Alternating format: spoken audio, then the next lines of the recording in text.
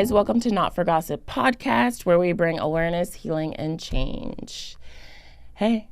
Hey girl, what's going on? Good. How was your weekend? It was good. How was yours? It was fun. It sure was. Haven had us laughing. laughing. Whew. Yeah, she's a character. Haven is really funny. With the little words she can't even say, she's funny. She's funny. It was funny because we found her in the shower. Yeah. I was like, what is that noise? I was like, is your water running? And I knew it. I knew it though. I was like, Gabe and Zay are right here. I know Haven's in the shower. That girl loves to take a shower. Jeez. Loves to take a shower. That is so cute. That was really funny. cute. It was so cute. Like, she was comfortable enough to get in the shower at my house. It was nice. Yeah. Yeah, no. It was a nice shower. So nice shower. I mean, I'm glad she's comfortable at my house. She can get in the shower. Speaking of autism's prevalence went up from 1 in 44 to 1 in 36. Very high. Very high. Disturbing. Yeah. Mm-hmm. So 1 in 45 adults in the U.S. have autism. Mm-hmm. And it is higher in boys, with 4 in 100 boys and 1 in 100 girls. I can see that. I can see that because I take my children to a special needs school. By the way, I have 2 children on the spectrum. I have one that's nonverbal. I have one that is verbal, boy and girl. The girl's nonverbal. The boy is verbal. And when I take them to school, I've noticed there's a lot more boys than girls. Yeah. And when we see another little girl, I'm like, oh, Haven, it's a girl. Oh, you know, because, you know, she's a little girl by herself with all the little boys. Yeah. So, but before we go into the topic all the way today, I do want to let people know I am not a doctor. I am a mother of 2 children with autism. This is my journey. I'm not saying things to offend people. I'm not saying things to offend other autistic people. This is my experience. This is the way that I feel. Once again, I'm not here to offend anybody, okay? This is just to spread some knowledge to people, because when I found out that my children were autistic, I didn't see any podcasts on autism. I couldn't find many videos with parents or mothers, fathers, whatever family members talking about their children with autism. So I do want to throw that out there. I'm here to spread the awareness with autism, try to connect with other parents or family members that have a family member with autism, so we can start relating and spreading some awareness, knowledge, and whatnot. And I also want to let people know that I do love my children regardless with or without autism. And if God forbid anything were to ever happen to their father or myself, I want to just make sure that my children are as functional as possible on this earth. It's not, I didn't do all these things because I don't like them the way they are, okay? So I do want to clarify that before we get into this. And I also want to let people know, I wrote down a lot of information because I'm just so full of so much information with this topic that I can talk about it for years. Yeah. But anyway, my eyeballs are like, autism. So anyway, so I wrote down a lot of information on the paper. If you see me looking down, that's why. I'm full of a lot of knowledge or experiences, and I put it on the paper. I didn't want to jump ahead. I didn't want to miss parts, so I wrote it down. What is the autism spectrum disorder? Mm-hmm. I've had people ask me what it is. And autism affects your nervous system. It's a broad range of conditions characterized by challenges with social skills, repetitive behavior, speech, nonverbal communication, and obsessions. I've also had somebody ask me to break down what the spectrum is. So the spectrum is pretty much your severity levels of autism. You can be nonverbal, or you could be somebody who, you know, they can sit here as a typical, almost like a typical person. Yeah. So what were some of the signs that made you think your children had autism? Well, I'm going to first jump back to, that's a good question. So I first want to jump back to when I first was noticing signs. And this is another topic of discussion that I don't really want to have with just the public. So I am going to tell people now. I am not a doctor. I am not telling people to not vaccinate their children. Yeah. I am not telling people to vaccinate their. I'm not telling you what to do with your children. I'm talking about my experience. Your experience. My experience once again. So I noticed that my daughter was having, my first sign was Haven. I gave her a bath, took her out of the shower, lotioned her up, same stuff. And I noticed from head to toe around the time she was maybe like 3 months old, she broke out in a rash from head to toe. And I was like, what in the world? You know, I didn't know what to do. She was screaming and crying. My mom was like, put her in the shower. So I hurried, put her in the shower, rinsed her off. After I did that, I started to notice that she was having like delay reactions. And when I say delay reactions, I'm saying like you could like boo. And it was like she wasn't jumping. Yeah. What else was I noticing? It was just like the reaction of things as far as that. Was she looking at you? She was looking. That was actually another thing. She started to have lack of eye contact. And I still remember, like, do you remember the pictures I was showing you of her when she was sitting outside?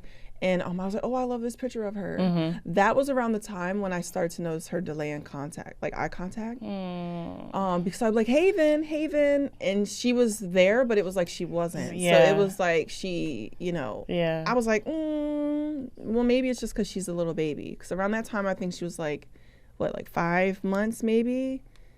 Or 4 months, something like that. I'm shocked you knew that at 5 months. Yeah, like girl. you realized it's crazy. Something was wrong. Excuse me. It's crazy because when you birth children, you really do have like that parental motherly instinct. Like you know something's going on. So I kind of was getting like a sense of something going on. But then I was like, it's my first baby, so I might just be tripping. Right. Yeah. So I did notice the lack of eye contact. And then eventually a little bit later, I noticed that she developed a lazy eye. Actually, it was 2 lazy eyes. So her eyes weren't lazy. And then all of a sudden, out of nowhere, I noticed like her eyes would sometimes like, both of them, like it would go out, but then it wasn't like all the way out lazy yet. Yeah. I was like, what in the world, you know? So, I'm still going forward. I'm trying to figure out what's going on with my child. I did mention some stuff to the doctor, but then they were like, oh, she's a baby. So, you know, their eye muscles have to get bigger. And damn, I'm saying so a lot. No, you're good. That was 5 months? Yeah, close to 5 months old. I'm telling you, it started like really smacking her. But at the same time, you could tell Haven was still fighting. Let's see here. So her eyes were getting lazy. And then I noticed she started to develop constipation. And then I noticed she started to like flick her wrist, you know? And I was, why is she doing that? Yeah. And I asked the doctor again, oh, she's a baby. She's a baby. Yeah. I'm like, oh, great.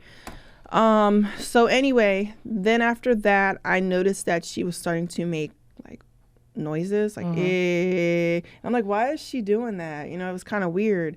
And while she started to do that, she started to, like, she would like laying on her back and holding her legs up like the 6-inch.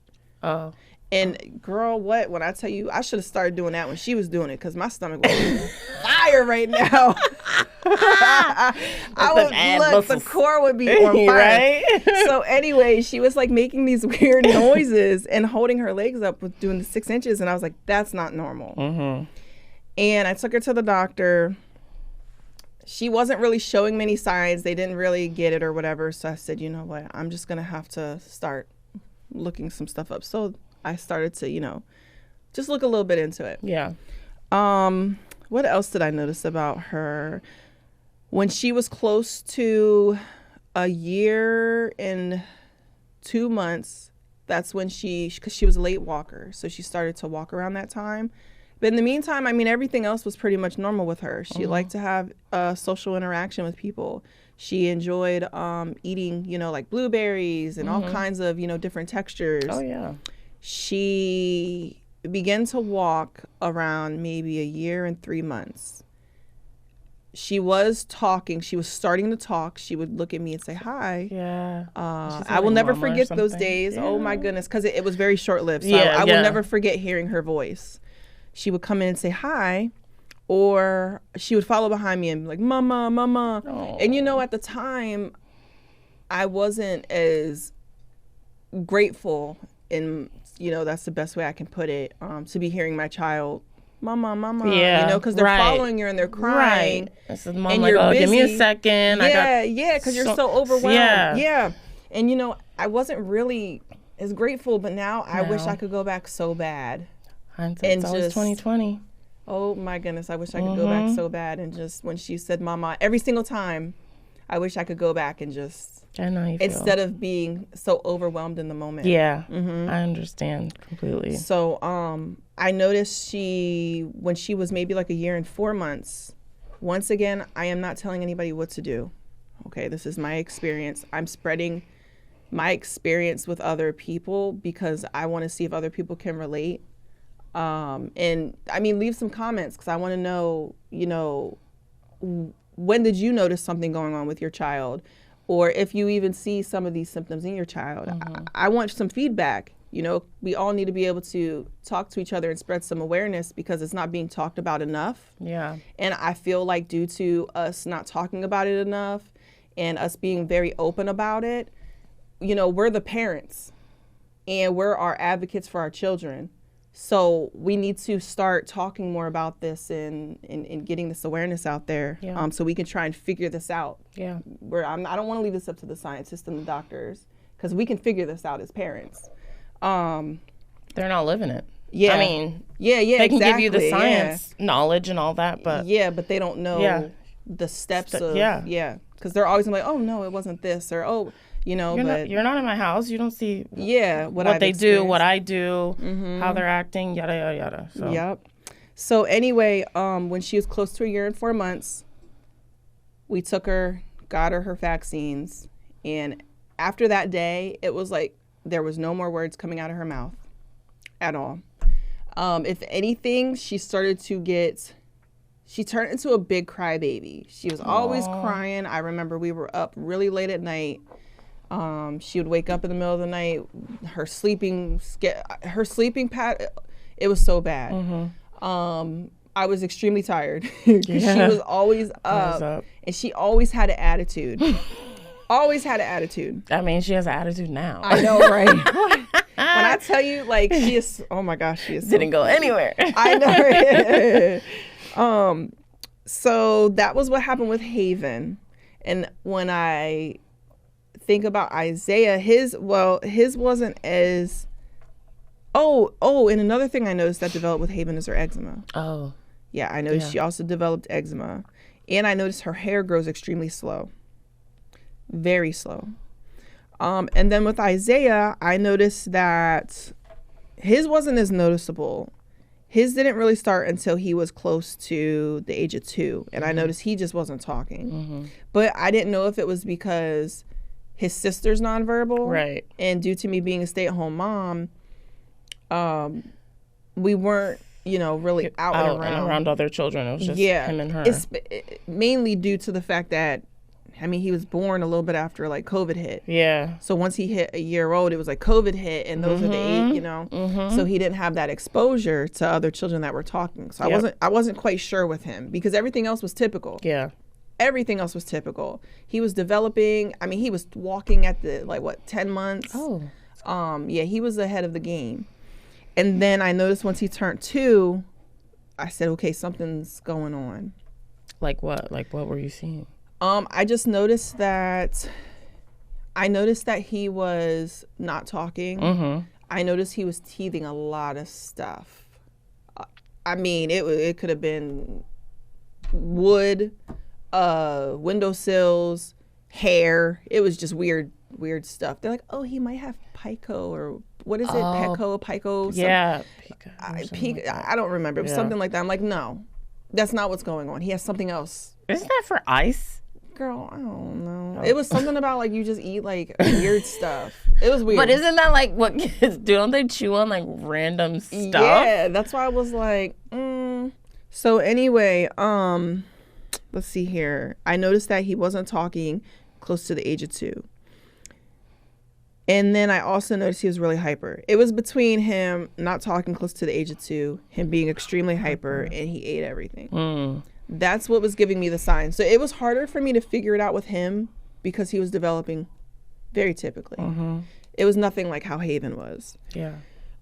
But with Isaiah, he got one vaccine, and Haven got like I showed you the paper the other day, 22 or something. Oh yeah. So like 22 vaccines, and she was like a year and 4 months. Okay, I'm not trying to start nothing or being on anybody's toes, but that is a lot at once for a human that just came out of gestation into the world. I'm telling you, I was like, when I actually, because I stopped vaccinating my children because I don't know what was going on. So I wanted to do what I could to prevent anything else from messing with the internal organs, whatever, from doing what it's doing, to, prevent all that regression. So I stopped vaccinating him. He only got the one dosage, but that one could have possibly caught him. Like I said, it probably wasn't the vaccines. I don't know, but to prevent from any doubt, I don't know what's the word I should use. What are you saying? What are you trying to say? Like to prevent from taking possible factors out of what could have done it. Oh, you don't want to just limit your reasons or factors of what it is? Well, I wanted to take some of the possible factors out, so I couldn't be like, so you wanted to check something off the list. Okay, it wasn't this. Yeah, it wasn't this. Okay. Yeah. So I stopped doing all that stuff just to make sure that what I was doing, wasn't affecting them. So I just stop doing certain things to them. But anyway, so those were the signs I noticed with my children, and I said, you know what? As much as I don't want them to be autistic, I have to learn how to embrace the autism because I need to know how to help my children. Yeah. So anyway, I started doing a lot of research. I started reading articles. I bought books online. I watched videos. I did shows, movies on TV. I bought a really good informative book called The Gut Psychology Syndrome. The Gut Psychology, I believe it is Syndrome. I read it a couple years ago, but that was a really good book. It was written by a doctor, and her daughter developed autism. So that was really good. And not even that, it's very informative for many health conditions. Yeah. Many. Yeah. That book was really good. I gave you some kind of like knowledge about other things, perspective about other things, not just autism. It opened. Yep, it had stuff in there with cancer. It had stuff in there with ADD, ADHD, dyslexia. The book was really good. So anyway, that was kind of like the beginning of the journey, me looking into health. So anyway, I did put them in therapy eventually because I took them to the doctor. Yeah. Once again. I mean, who else are we going to go to? I know, yes. Especially when you just don't know and you don't know other people that have children with autism. So we went to the doctor, and I remember my mother-in-law was with me, and, we were talking to the doctor, and we're like, oh, she's doing this, she's doing that. What really stood out to the doctor was when I said, oh, yeah, no, she's not walking, and she's like a year and 3 months. And then they're like, oh. Oh, she's not meeting milestones. Well, I was telling you that a long time ago. Oh, no, I was kidding. I'm telling you, man, the system. But see, that's why, you have to do your own research. Yeah. You have to. And you definitely have to be an advocate for yourself and your kids, because who else is going to be? Look, those doctors didn't catch anything until my child was not walking. A year and 4 months. Do you think that if it was something was done earlier, do you think it would have had a different outcome as it is now, or versus what it is now? I can't say. I'm not quite sure. We probably would have went another route, quicker, sooner, later. I don't know. But it just kind of disappointed me that when my child is a year and 4 months and I'm telling you, oh, she's flicking her wrist. Oh, her eyes are going crazy. Oh, she's developing constipation. It's like, why did you not? Yeah. That's the part that really irritates me. So anyway, it took my child to not be walking at 1 year and 4 months when I said something to you 6 months ago, you know. But anyway, we said something to the doctor again. They finally went ahead, we put Haven in some therapy. You can't diagnose a child with autism when they're like 1.5 years. Right. I believe they have to be 3 before they can actually diagnose them Makes sense. of having autism. Yeah.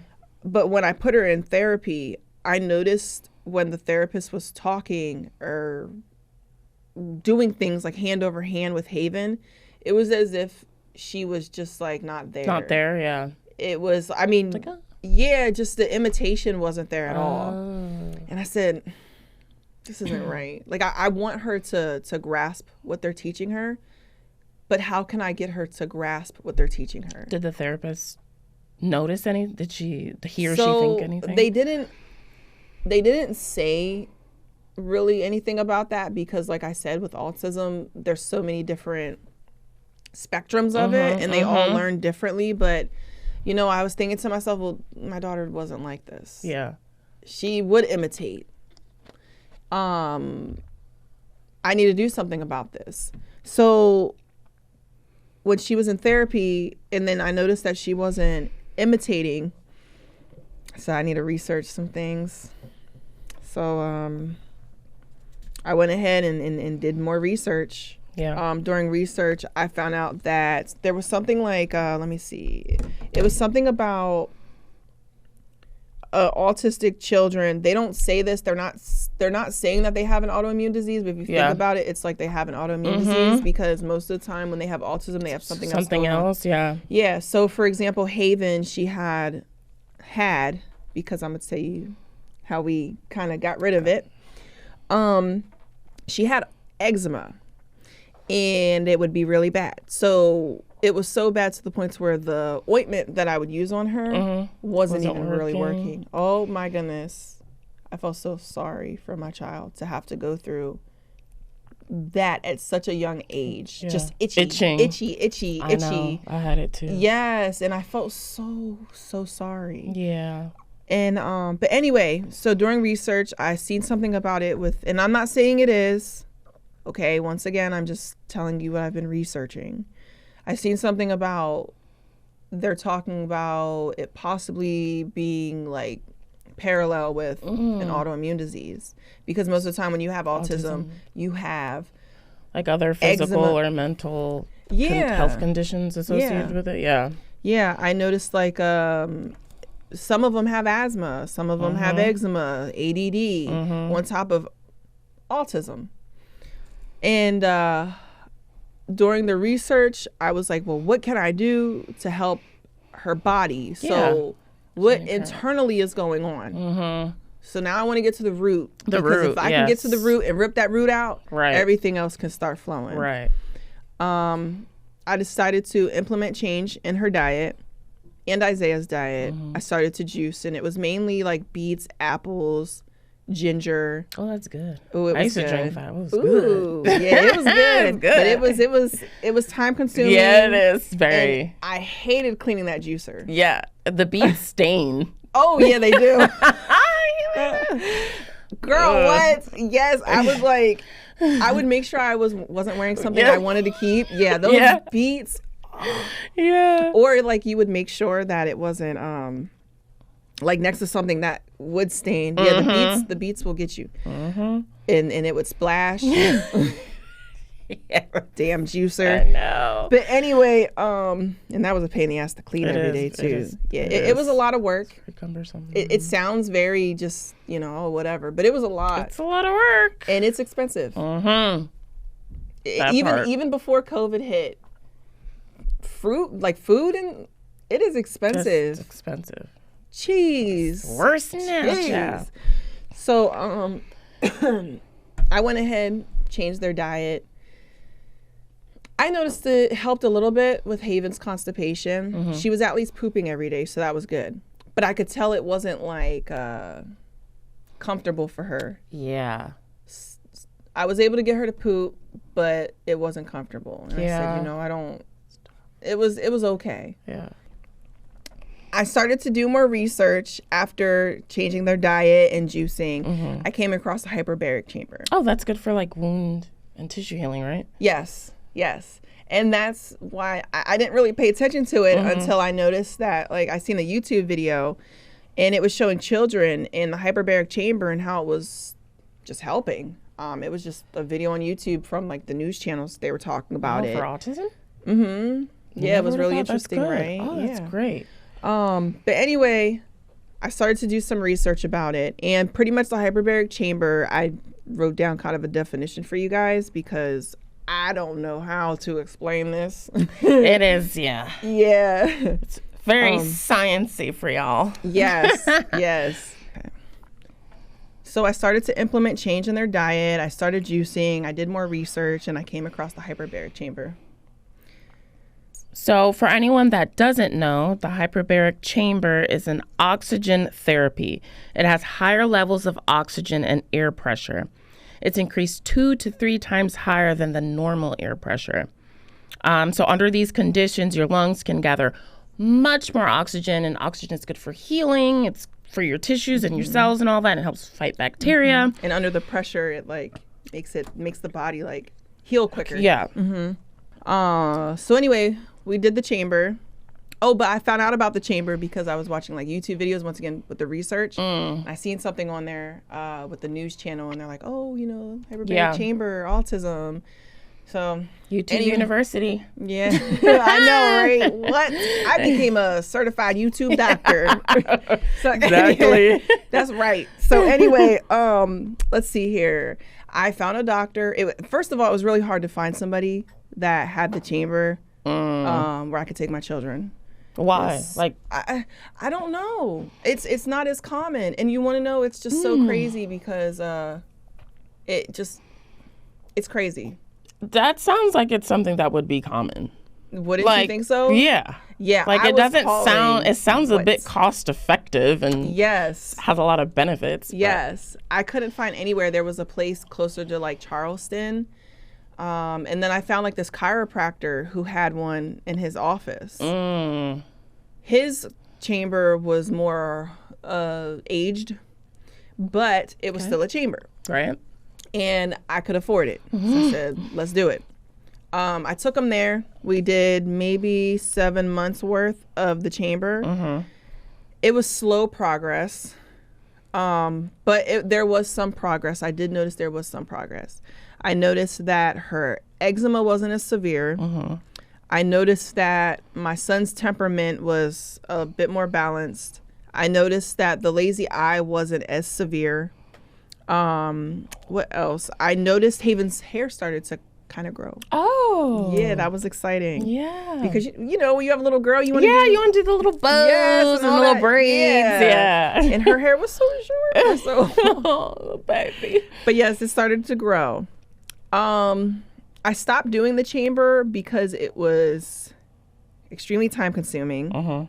And the results were really slow. Yeah. Which, you know, I get it because it's the body takes a long time to heal. You know, you can destroy it quickly. Right? Yeah, you can have fun destroying it, whatever, destroy it. But when it comes to healing, it takes a long time. Yeah. And the place that I had to drive to was about like 45 minutes away from home. I had to do it a couple times a week. It was just becoming like a bill. Yeah. But anyway, so I stopped doing that for a little bit because I needed a break. And I got back into just researching. I found a doctor in Georgia and they do testing they do like blood tests, urine tests. And they see like the inflammation. They were seeing about their vitamin deficiencies, zinc. I mean, it looked at everything. Their blood, it looked at everything. Did anything like come up with like a red flag or critical or anything? Yeah, so there were some things because both of them were different. Yeah. Both of their results were different, but both of them did show signs of inflammation, which is understandable because of being autistic.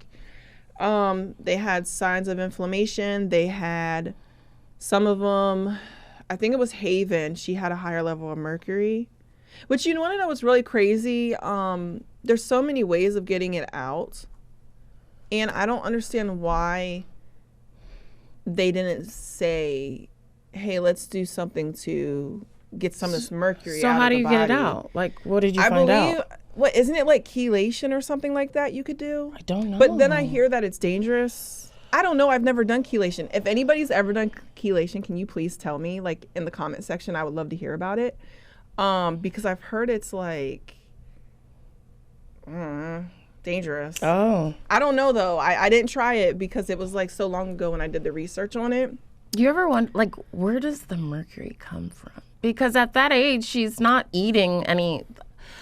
The vaccine. Oh. That part. But I don't want to get into that.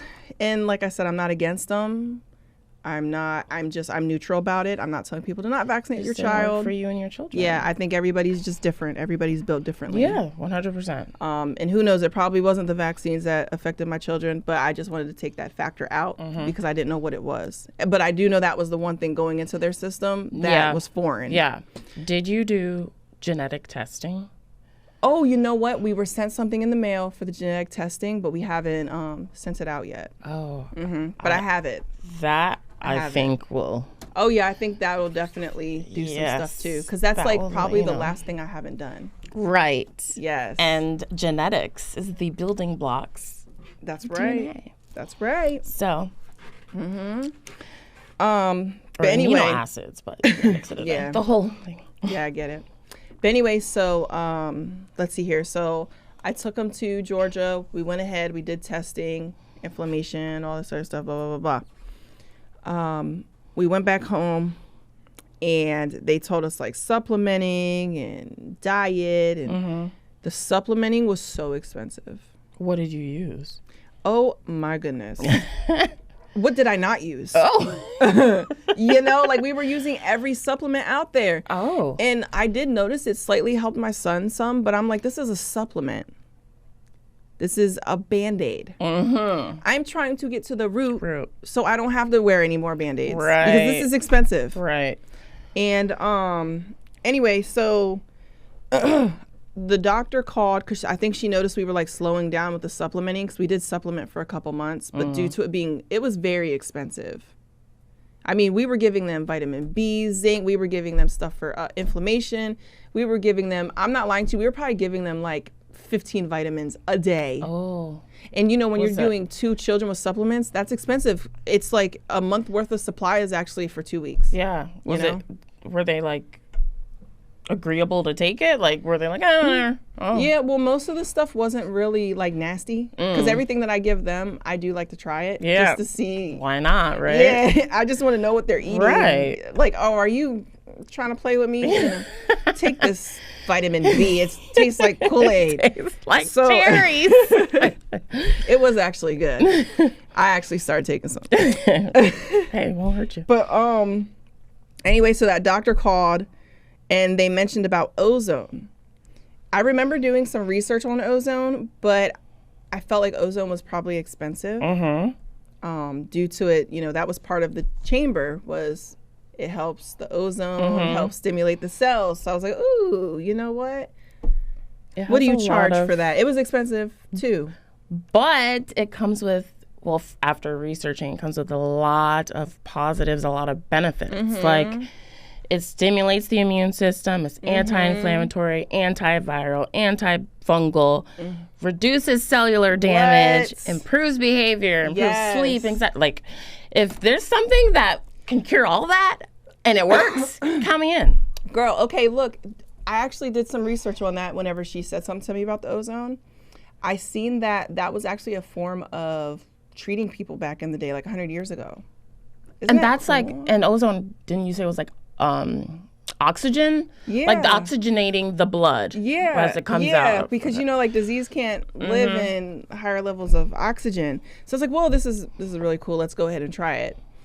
We took them there. They each got 6 treatments apiece. Ozone is amazing. Now. So what did you notice? Oh man, we noticed a lot of things. The only reason we stopped was because they do the IV. Yeah. And they had to sedate them every time and then do an IV. And I noticed Haven was getting like blushed in the face. And I said, you know what? It's not worth it. Yeah. I'll take her the way she is. Babies. Yeah, just don't traumatize my child. Yeah. It was working though. But with Ozone, I've seen that you have to keep doing it until you can fix or whatever the problem. Yeah. Because if not, then it's going to either like it stayed where it was or it'll like regress. So regresses? Yeah.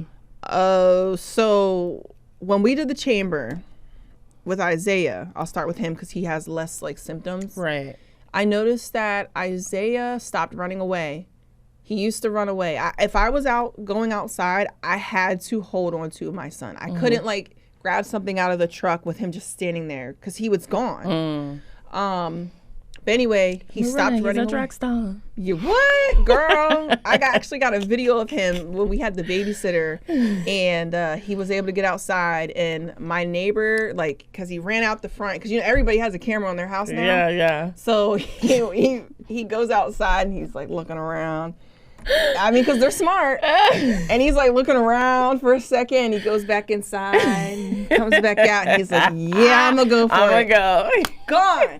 And when I asked my neighbors, I was like, hey, do you guys have a video of Isaiah running down the street? And like he was running like NFL, going for the touchdown.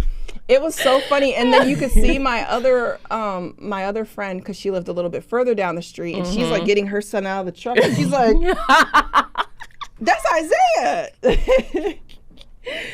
Set me free. Yeah, he would run away. He stopped running away. I was so thankful my son stopped running away. I was so thankful. So he stopped running away. He started to calm down. He wasn't as like all over the place. And he, because of him slowing down, I feel like he was able to pay attention a little bit more. And I noticed his communication was getting better.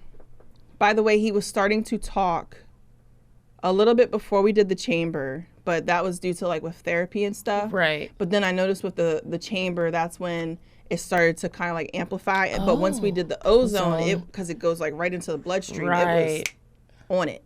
So would you say that they are at a like stagnant, or are they have they had progression?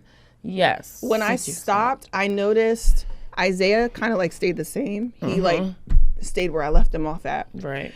Haven regressed a little bit, but once again, Haven's is more severe than Isaiah. I noticed that was what I noticed with Isaiah was all those not running away, slowing down some, taking in more information, and not calming down. For Haven. But with Haven, she actually was having some really good results. I think I actually wrote them down because I didn't want to forget anything.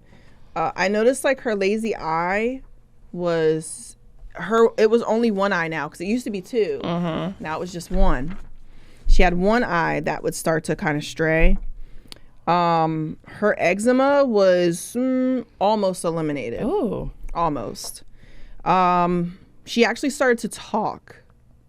I actually have some videos. I'll have to share those. She started to, I could say, Haven, say mama. She'd like, mama. Or I could say, Haven, say dog. And she'd say dog. It obviously wasn't as clear as I'm saying it, but it was, you could tell she was saying it. Yeah. What else was I noticing? I noticed that she started to retain information. She would big. Copy things. That's when she started to do sign language. Oh. Yeah. So that was exciting for me. She started to do sign language. She started to try to talk. And they also had like a talker device for her. She was kind of using that, but due to her using her voice, they were like, hey, let's try this instead. Right. But anyway, we stopped doing the ozone treatments because, like I said, I didn't want to torture my daughter. Like she regressed some when we stopped. She stopped talking. She was still able to like imitate, body gestures and sign language, stuff like that. But as far as communication went with the words, that stopped. Her eczema was kind of stagnant.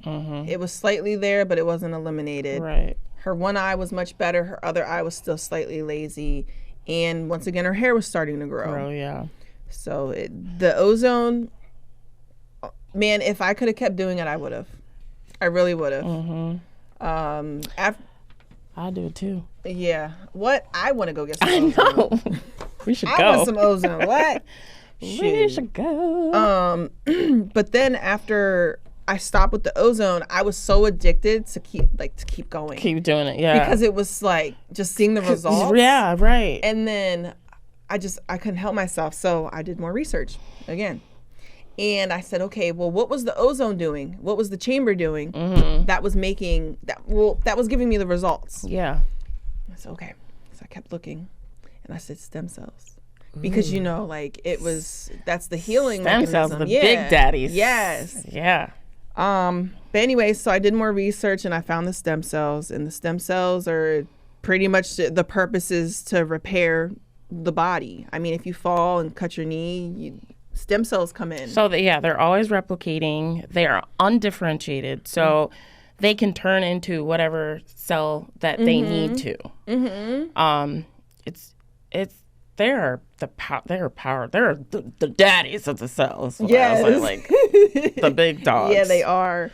But yeah, so we started the stem cell treatment and that one was really cool. There was a doctor in Florida I knew, but I wanted my children to receive like an abundance of them at once. Right. The guy in Florida was charging pretty much what the guy in Arizona was charging, but the guy in Arizona was giving you way more stem cells. So instead of getting 30,000 stem cells for say like $8,000, I was getting 300,000 stem cells for $8,000. Why not? Let's go to Arizona. Right. I mean, let's see what our first plane ride is gonna, Let's make a trip out of it. Get some stem cells while we're there. Yeah, and that's exactly what we did. We enjoyed ourselves. We were at the pool almost every single day. Haven in the pool. She learned, like when she was receiving stem cells, she actually learned how to swim during that time. Oh my gosh. Yeah, it was awesome. And she's in my pool swimming and she's just like, Isaiah's like, I'm gonna sit on the steps. Haven's like, bye. Yeah, Haven is a water baby, 100%. She's always been like that though. But anyway, so with the stem cells, I noticed that Haven's eczema, it's gone. I'd say, okay, so she received the stem cells by the end of July. I honestly didn't start noticing results or like teeny detailed results until maybe about like 3 months in. And that's when it kind of started to like snowball effect. But while she was receiving the stem cells, I was trying to uptake like oxygen, I guess. So I was like, okay, let's consume more water. Right. Like if you don't want to drink water, let's put some flavor in it. Just drink more water.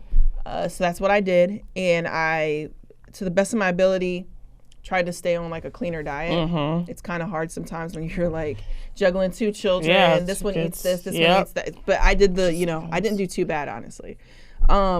So we upped the water intake. The body was starting to like repair itself or something.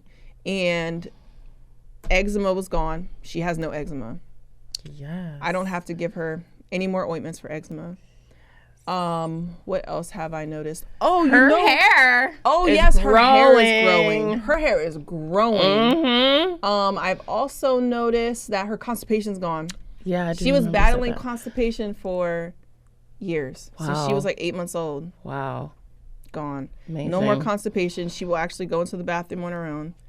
I also noticed that once she received stem cells, well, no, it was the ozone. The potty training was better. Okay. But I noticed with the stem cells with Isaiah, he's talking more. He sings songs. His communication obviously is getting better. Yeah. I've noticed that, what else? He's calmed down some. But like I said, his isn't as extreme as Haven. Yeah. But I've noticed a lot of results. And the doctor told me, he said, well, if you want her to start talking, they recommend to do at least 3 to 4 treatments. But how many did you get to? We only did 1 so far. And one is how many in one? They got 300 million cells. This is stem cells? Yes. With the 1 treatment. It's been nice. So the ozone was how many? Like, what was the recommended time to do it to see results? With ozone was a weekly thing. They recommend you to do it more than once a week. This is what I was being told from my doctor. Right. They recommend it more than once a week. And you just keep going until you notice that the whatever's going on is gone. Gone.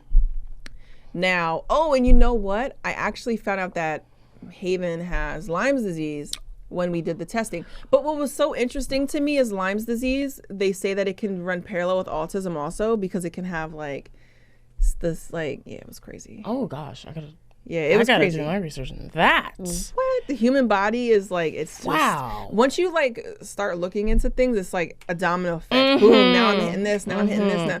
So anyway, yeah, I found out she had Lyme's. But anyway, so we went ahead and found out she had Lyme's.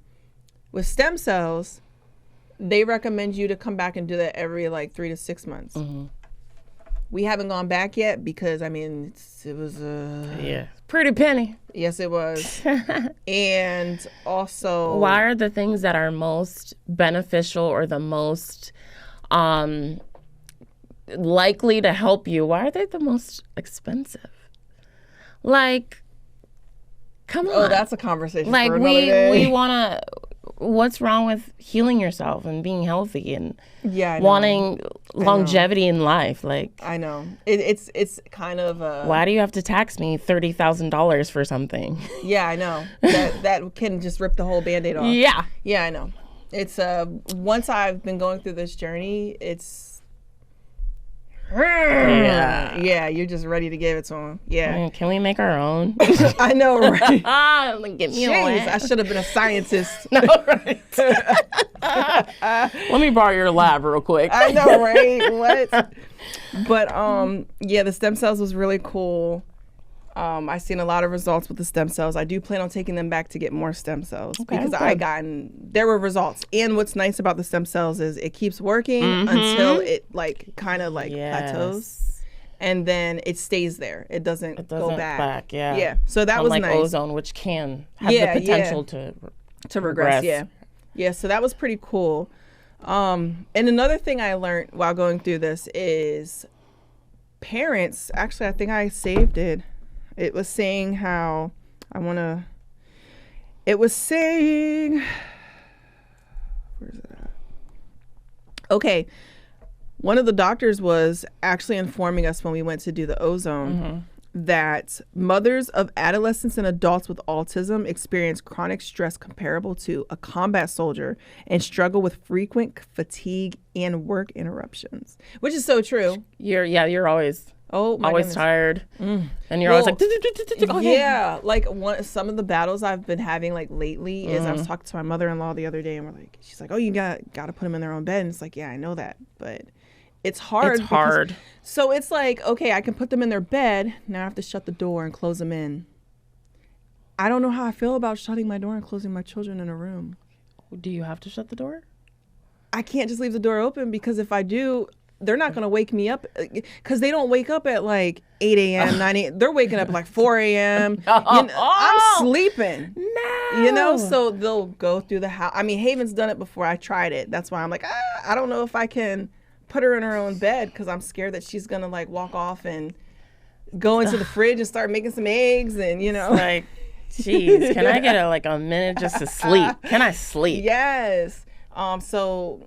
Sleep is a privilege, I'm starting to think. Yeah, but no, we're definitely going to get there. I would like to know also in the comments section if there's anybody who has found ways of getting their child to sleep and their autistic child to sleep in a bed without, having to be there. Or them in your bed. Yeah. The only thing I could think of is putting like one of the baby monitors like in the corner way in the corner of the ceiling. Oh, yeah. So they don't mess with it so I can see them, but... That's all I can think of. So, I still use mine when my kid is 3. Yeah. Yeah. But yeah, so that's pretty much all I have today. I could have went a little bit more in depth, but I'm trying not to make this too long. But there's so many things to talk about with this topic. So many things. As always, we're trying to bring awareness. Yes, awareness. Healing and change. That's right. Oh, but I do want to let everybody know, I love my children regardless. Like I said, this isn't anything to where I'm just trying to like change my children just because. I'm trying to give them a fair shot. If I were not in this world anymore, if my children's father was not in this world anymore, I need to give them a fair shot. Not everybody can take care of an autistic or special needs child. It's a lot of work. It really is. Always be here. You guys won't always be here. Yeah. And you want to know that they are okay. They're going to be fine. Yes. If you're not here, like like any parent would. Yeah. So you just want the best for your children. 100%. Well, guys, this was an awesome episode. I learned a lot. I hope you all learned a lot as well.